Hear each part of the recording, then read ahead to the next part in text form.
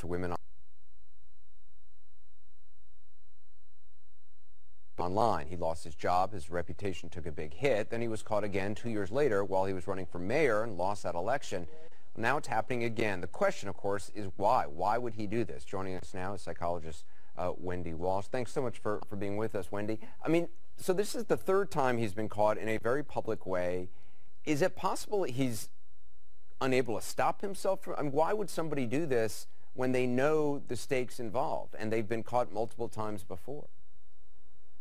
Well, it certainly seems like he's unable to stop himself. It's a compulsive behavior. You know, we would call it a kind of hypersexual behavior. And for whatever reason, the rewards that he's getting, and whether these rewards have to do, or the needing and seeking of these rewards have to do with a chemical imbalance of his brain or a psychological disorder, we don't know. But obviously, those rewards are greater than the punishments that he's been receiving. It's so interesting because, I mean, he's not, for all we know, meeting up with these people. He's not actually having an actual relationship or any sort of physical contact with them. But as you say, there's got to be some reward in it for him psychologically.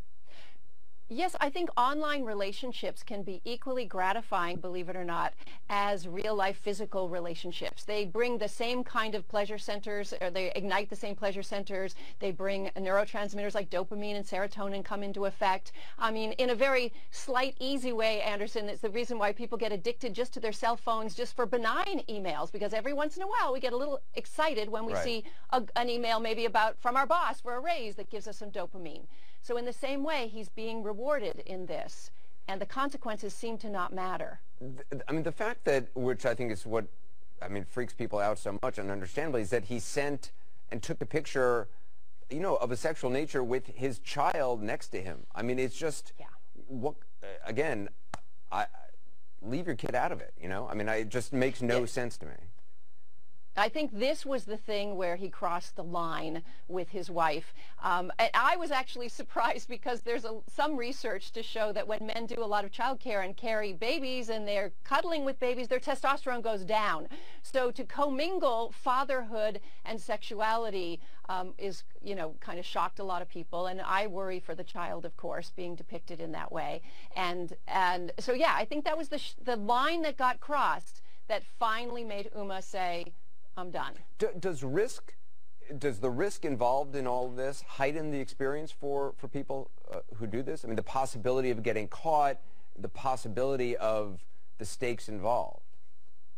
Absolutely, Dr. Cooper. Yes, so the risk-taking heightens the reward system.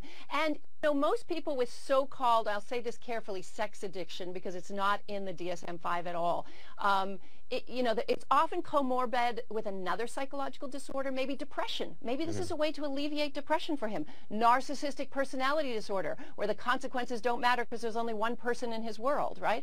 So it's often comorbid with that. Compulsive sexual behavior is often comorbid with other kinds of addiction, and often early childhood sexual trauma. I mean, it's depressing. It's fascinating. Wendy Walsh, appreciate you being with us. Thank you so much.